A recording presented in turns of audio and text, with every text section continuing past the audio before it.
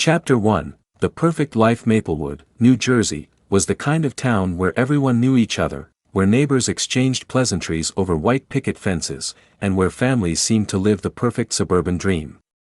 At the heart of this picturesque community were Julie and Michael Anderson, a couple who epitomized everything that was admired in Maplewood. Julie, a 45-year-old elementary school teacher, was beloved by her students and respected by her colleagues. Her husband, Michael, a successful financial advisor, was known for his charm and his steady, dependable nature. Julie and Michael had been married for 25 years, a milestone they had recently celebrated with a lavish party attended by friends, family, and their two teenage children, Emily and Jake. To the outside world, the Andersons were the perfect family. They lived in a charming, two-story house on Maple Street, with a well-kept lawn, a beautiful garden that Julie tended to every weekend, and a golden retriever named Max. Julie's 75-year-old mother, Margaret Thompson, often visited them, spending time with her grandchildren and helping Julie around the house. Julie adored her mother. Margaret had been a single mother who raised Julie with love and care after her husband had died when Julie was just a baby. The bond between mother and daughter was strong, or so Julie thought. Margaret was a retired nurse, known in the community for her kindness and her involvement in various charity activities. She was the epitome of grace and wisdom, a pillar in Julie's life. Chapter 2. The Discovery. It was a rainy afternoon in July 2023 when Julie's world began to unravel. With Michael away on a business trip and the children out with friends, Julie decided to tackle the attic, which had become a catch-all for the family's forgotten belongings. As she sorted through old boxes, her fingers brushed against a dusty, weathered cardboard box that she didn't recognize. Curiosity piqued, she opened it. Inside, she found a stack of letters, each one carefully tied with a ribbon. They were old, yellowed with age, and looked like love letters. Julie smiled at first, thinking she had stumbled upon a romantic exchange between her parents. But as she began to read the letters, her smile faded, replaced by a cold, sinking feeling. The letters weren't between her parents.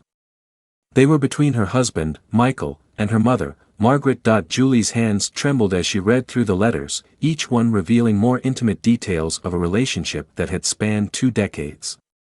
The letters spoke of secret rendezvous, of forbidden love, and of a bond that Julie had never imagined could exist between her husband and her mother. The realization hit her like a punch to the gut. Her husband and her mother had been carrying on an affair for 20 years, right under her nose. The betrayal was too much to bear. Julie felt the room spin, her mind racing as she tried to comprehend the enormity of what she had discovered. She clutched the letters to her chest, feeling as though her heart might explode. How could they do this to her? How could the two people she loved and trusted most in the world betray her in such a vile and unforgivable way? Chapter 3. Confrontation. That evening, Julie waited for Michael to return from his trip. The house was eerily quiet, save for the sound of the rain tapping against the windows.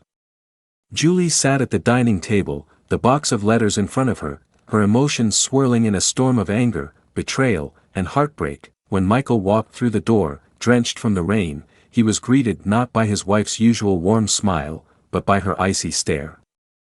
Julie didn't say a word as she watched him hang up his coat and set down his briefcase. It wasn't until he turned around and saw the letters on the table that he realized something was wrong. "Julie, what's this?" he asked, his voice tinged with confusion. "Why don't you tell me, Michael?" Julie's voice was low, trembling with barely suppressed rage. Michael's eyes widened as he recognized the letters. He froze, the color draining from his face. For a moment, neither of them spoke, the air thick with tension. Finally, Julie broke the silence. "How long, Michael? How long have you been sleeping with my mother?" Michael stammered, searching for words that wouldn't come. Julie's anger erupted, her voice rising as she hurled accusations at him. 20 years. For 20 years, you've been lying to me, cheating on me with my own mother. How could you do this? How could you betray me like this? Michael tried to explain, but his words only made things worse. He spoke of a connection with Margaret that had started innocently enough, of feelings that had grown over time, and of a love that had taken root despite the wrongness of it all. He begged for Julie's forgiveness, but his pleas fell on deaf ears. Julie felt sick to her stomach. She couldn't believe what she was hearing. The man she had loved, the man she had shared her life with, had been deceiving her for 2 decades. And her mother, her own mother, had been complicit in the betrayal. In a fit of rage, Julie stormed out of the house, leaving Michael standing alone in the wreckage of their marriage. She drove aimlessly through the rain-soaked streets, her mind a blur of pain and anger. She needed to confront her mother, to hear the truth from her own lips. Chapter 4, The Confession. Julie arrived at her mother's house late that night, drenched and shivering from the cold. Margaret was surprised to see her daughter at such an hour, but when she saw the look on Julie's face, she knew the time had come to face the consequences of her actions. Margaret invited Julie inside, offering her a towel and a cup of tea, but Julie refused. She wasn't here for comfort, she was here for answers. Why, Mom? Julie's voice cracked as she spoke. Why did you do this to me? Margaret sighed, her shoulders slumping under the weight of her guilt. She had always known this day would come, but she had hoped it wouldn't. She had hoped to take her secret to the grave. It started a long time ago, Julie, Margaret began, her voice filled with sorrow. I never meant to hurt you. I never meant for any of this to happen. Margaret explained how the affair had started shortly after Julie and Michael were married. It had begun as a friendship, a bond between a mother-in-law and her son-in-law. But over time, that bond had deepened into something more. Margaret had been lonely, grieving the loss of her husband, and Michael had been there for her in ways that no one else had. We were wrong, Julie, Margaret admitted, tears streaming down her face. We both knew it, but we couldn't stop. And now, I've lost the most important person in my life, you. Julie listened in stunned silence, her emotions a tangled mess of hurt, anger, and disbelief. She had always looked up to her mother, had always trusted her implicitly. To learn that Margaret had been living a lie for so long, that she had been deceiving her own daughter, was almost too much to bear. But as Margaret confessed, something inside Julie shifted. She realized that she wasn't just angry, she was devastated. The woman who had raised her, who had been her role model and her guide, had betrayed her in the worst possible way. I can't forgive you, Mom, Julie whispered, her voice thick with emotion. Not now, maybe not ever. Margaret nodded, accepting the judgment. She knew she had no right to ask for forgiveness, not after what she had done. Chapter 5, The Downward Spiral. After that night, Julie's life began to spiral out of control. She couldn't look at her husband or her mother without feeling a deep sense of betrayal. She withdrew from her friends, her family, and even her children, unable to face the world with the same strength she once had. Michael moved out of the house, giving Julie the space she needed. He knew he had destroyed their marriage, and he didn't want to cause her any more pain. But despite the distance between them, the guilt gnawed at him, consuming him from the inside out. Margaret, too, was left to deal with the fallout of her actions. She became a recluse, avoiding the neighbors and friends who had once looked up to her. The once vibrant, active woman was now a shell of her former self, weighed down by the burden of her guilt. Julie tried to move on, but the betrayal was like a festering wound that refused to heal. She began drinking heavily, using alcohol to numb the pain that she couldn't escape. Her work suffered, and she took a leave of absence from her job. Emily and Jake, confused and hurt by their mother's behavior, tried to reach out to her, but Julie was too lost in her own misery to respond. The final straw came when Julie, in a drunken rage, confronted Michael once again. She accused him of destroying her life, of ruining everything she had ever cared about. Michael, desperate and guilt-ridden, tried to calm her down, but Julie was beyond reason. In a fit of anger, Julie lashed out, throwing a glass at Michael's head. The glass shattered against the wall, and Michael knew he couldn't stay any longer. He left the house for good that night, leaving Julie alone in the ruins of their life together. Chapter 6, Seeking Closure. As the months passed, Julie's anger began to give way to a deep, pervasive sadness. She realized that she couldn't continue living in the past, that she needed to find a way to move forward. But she didn't know how to begin the healing process. It was Emily who finally broke through to her. One day, she sat down with her mother and begged her to seek help. "Mom, you can't keep living like this," Emily pleaded. "You need to talk to someone, to figure out how to move on. We need you, Jake and I. Please, Mom, do it for us." Emily's words struck a chord with Julie. She realized that she had been so consumed by her own pain that she had neglected the people who needed her most, her children. She agreed to see a therapist, hoping that it might help her find some semblance of peace. Therapy was a long and difficult process.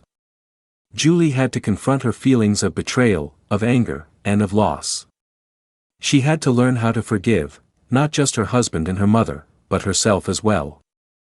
It wasn't easy, but slowly, she began to heal. As part of her therapy, Julie decided to reach out to Margaret. She knew that their relationship would never be the same, but she also knew that she couldn't continue to harbor such hatred in her heart. She arranged to meet her mother at a small cafe in town, hoping that they could find some way to move forward. When Margaret saw her daughter walk into the cafe, she burst into tears. She had feared that she would never see Julie again, that she had lost her daughter forever. But here she was, willing to at least try to mend the broken pieces of their relationship. The conversation was painful, filled with tears and apologies. Margaret admitted that she had been selfish, that she had let her own needs come before those of her daughter. Julie, for her part, acknowledged that while she could never forget what had happened, she could try to forgive, for the sake of her own peace of mind. It wasn't a perfect reconciliation, but it was a start. Chapter 7. Moving on. Julie eventually returned to her teaching job, finding solace in the routine and the joy of working with children. She also reconnected with Emily and Jake, working to rebuild the trust and love that had been strained by the events of the past year. Michael, on the other hand, had moved to a nearby town, where he started a new life. He and Julie finalized their divorce, both acknowledging that while they could no longer be together, they would always be connected through their children. Margaret, too, found a way to move forward. She continued her charity work, hoping to make amends for the pain she had caused. She and Julie met occasionally, their relationship still fragile but no longer shattered. As the years passed, the wounds began to heal, though the scars remained. Julie knew that she would never fully forget the betrayal that had torn her family apart, but she had learned to live with it, to accept it as part of her life story. And in the quiet moments, when the pain resurfaced, Julie reminded herself that she was stronger than she had ever imagined. She had survived the unthinkable, and she had emerged on the other side, scarred but not broken. Epilogue. Lessons learned. The story of Julie, Michael, and Margaret serves as a haunting reminder of the complexities of human relationships, the fragility of trust, and the destructive power of secrets. It is a story of betrayal and heartbreak, but also of resilience and the capacity for forgiveness. In the end, Julie's journey was not just about surviving a betrayal, it was about rediscovering herself, about finding strength in the face of unimaginable pain, and about learning to let go of the past in order to embrace the future. The town of Maplewood moved on, as towns do, but the story of the Anderson family remained a whispered cautionary tale, a reminder that even in the most seemingly perfect lives, darkness can lurk just beneath the surface. Emily Parker had always considered herself fortunate. At 32 years old, she had a successful career as an elementary school teacher in Austin, Texas, where she was beloved by both her students and colleagues. Her marriage to James Parker, a talented architect, was the cornerstone of her life. They had been married for 8 years, and during that time, they had built what appeared to be a perfect life together. Their home, a quaint bungalow in a quiet, tree-lined neighborhood, was a reflection of the life they shared. It was filled with warmth, love, and carefully curated memories. From their wedding photos that lined the hallway to the small garden out back where they spent lazy Sunday afternoons, everything seemed picture-perfect. Emily and James had met in college, and from the moment they locked eyes, there was an undeniable connection. Their relationship blossomed quickly, and before long, they were inseparable. Friends and family often commented on how they seemed made for each other, their love a rare and beautiful thing. But as time went on, Emily's life took on an unexpected complexity. After years of trying to start a family, she and James discovered that Emily had fertility issues. The news was devastating. Emily had always dreamed of becoming a mother, and the diagnosis shattered that dream. They explored every option, from fertility treatments to adoption, but nothing seemed to work. The emotional toll was heavy, and the strain on their marriage began to show. Yet, through it all, James remained supportive, or so it seemed. He reassured Emily that they were enough for each other, that their love would carry them through even the darkest of times. Emily clung to those words, finding solace in the belief that they would get through this together. James's mother, Mrs. Margaret Parker, was a significant presence in their lives. At 75, she was still remarkably spry and independent, living alone in a small, well-kept house a few miles from Emily and James. Margaret had always been a kind and loving figure in Emily's life, stepping into the role of mother that Emily had lost years ago when her own parents passed away. Emily cherished their bond, often visiting Margaret to chat, share a meal, or simply spend time together. Despite the closeness Emily felt with Margaret, there was something unsettling in the air during the last few months. James had grown distant, his once attentive nature replaced by a coldness that Emily couldn't quite understand. He was working late more often, missing dinners, and disappearing for hours without explanation. Emily's attempts to discuss these changes with him were met with vague excuses or outright dismissal that as the months dragged on, Emily's unease grew. She began to question everything: her marriage, her relationship with James, and even her place in his life. The once solid foundation of their love now felt like it was crumbling beneath her feet. Little did she know, the truth was far more disturbing than she could have ever imagined. Chapter 2. The discovery was a crisp fall afternoon when Emily decided to confront her fears. She had spent the morning cleaning the house, hoping to distract herself from the growing tension between her and James. But as she folded laundry in their bedroom, she noticed something unusual. James's phone, which he rarely left unattended, was sitting on the dresser, unlocked. Emily hesitated for a moment, her heart pounding in her chest. She knew that going through his phone would be a breach of trust, but the nagging suspicion that something was terribly wrong was too strong to ignore. Taking a deep breath, she picked up the phone and began to scroll through his messages. At first, there was nothing out of the ordinary. Work emails, texts from friends, reminders. But then, she came across a series of messages that made her blood run cold. They were from Margaret, James's mother. The tone of the messages was far from maternal. They were intimate, flirtatious, even romantic. Emily's hands shook as she read through them, each word a dagger to her heart. The messages spoke of secret meetings, shared moments of affection, and a closeness that went far beyond the bounds of a normal mother-son relationship. Emily felt sick to her stomach as the realization dawned on her. James was having an affair with his own mother. Emily dropped the phone, her mind racing. How could this be happening? The man she had loved and trusted for so long, the man who had promised to stand by her side through everything, had betrayed her in the most unimaginable way. And Margaret, the woman she had come to see as a mother figure, was just as guilty. Overcome with shock and disbelief, Emily sank to the floor, tears streaming down her face. The life she had known, the love she had cherished, was a lie. The weight of the betrayal was crushing, and Emily felt as though she couldn't breathe. For hours, she sat there, replaying the messages in her mind, trying to make sense of the incomprehensible. But no matter how hard she tried, she couldn't escape the reality of what she had discovered. Her marriage was over, her trust shattered, and the people she loved most in the world had become strangers. Chapter 3. Confrontation and despair in the days that followed. Emily struggled to come to terms with the truth. She couldn't bring herself to confront James. The thought of facing him and hearing his lies too much to bear. Instead, she withdrew into herself, avoiding him as much as possible, barely speaking, barely eating. James, for his part, seemed oblivious to the change in Emily. He continued with his life as if nothing had happened, unaware that his wife had discovered his darkest secret. But Emily knew she couldn't keep silent forever. The betrayal was eating away at her, and she knew that if she didn't confront it, It would destroy her. One evening, after days of silence, Emily finally gathered the courage to confront James. She waited until he came home from work, watching as he casually hung up his coat and made his way to the kitchen. The sight of him, so calm and composed, made her blood boil.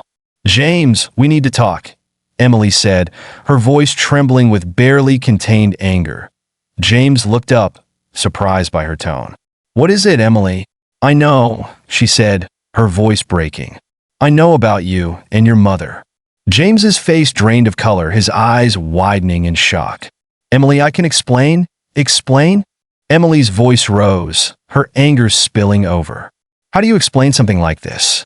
How do you explain betraying me, betraying our marriage, with your own mother?" James stumbled over his words, his usual composure shattered. "It wasn't supposed to happen, Emily. I didn't mean for it to happen." "Didn't mean for it to happen?" Emily repeated, her voice thick with disbelief. "You didn't mean to have an affair with your own mother? How do you even begin to justify something like that?" James was silent, his eyes downcast. Emily could see the guilt written all over his face, but it only fueled her anger. "I trusted you, James," she continued, her voice breaking. "I loved you, and you threw it all away for this? For something so sick and twisted?" James finally looked up, his eyes filled with regret. "Emily, I'm sorry. I never wanted to hurt you. But you did," Emily said, tears streaming down her face. "You hurt me in the worst possible way. How am I supposed to move on from this? How am I supposed to live with the knowledge that the man I loved is capable of something so horrible?" James had no answer. The silence between them was heavy, filled with all the things that had been left unsaid, all the pain that could never be healed. Finally, Emily couldn't take it anymore. She turned and fled from the room, leaving James standing there, alone with his guilt. Chapter 4. A descent into darkness. The days that followed were a blur for Emily. She couldn't eat, couldn't sleep, couldn't think of anything but the betrayal that had shattered her life. She stopped going to work, stopped answering calls from friends, stopped caring about anything. The world around her seemed to fade away, leaving her alone in a void of despair. James tried to reach out to her, tried to apologize, but Emily refused to see him. She couldn't bear to look at him, couldn't bear the sight of the man who had destroyed her. She felt like she was losing her mind, her thoughts consumed by the horror of what had happened. She began to have nightmares, vivid dreams of James and Margaret together, their betrayal playing out over and over again in her mind. She would wake up in a cold sweat, her heart racing, unable to escape the torment that plagued her even in her sleep. As the days turned into weeks, Emily's despair turned into something darker. She became obsessed with the thought of revenge, her mind consumed with thoughts of how she could make James and Margaret pay for what they had done. The more she thought about it, the more she realized that she could never move on until she had confronted them, made them feel the pain they had caused her. But even as she plotted her revenge, another thought began to creep into her mind, a thought that terrified her even more than the betrayal itself. What if James and Margaret weren't the only ones to blame? What if she had somehow driven them to this? What if she had failed as a wife, failed to give James the love and support he needed, and that failure had pushed him into his mother's arms? The thought made Emily's blood run cold. She had always prided herself on being a good wife, a loving partner. But now, she couldn't help but wonder if she had somehow brought this upon herself. The guilt and self-doubt ate away at her, twisting her thoughts until she no longer knew what was real. She began to question everything: her marriage, her relationship with James, her own worth as a person. The once solid foundation of her life now felt like it was crumbling beneath her feet. And in the darkness of her despair, Emily made a decision. She would confront Margaret. She would make her understand the pain she had caused. And then, she would make sure that neither James nor Margaret would ever be able to hurt anyone else again.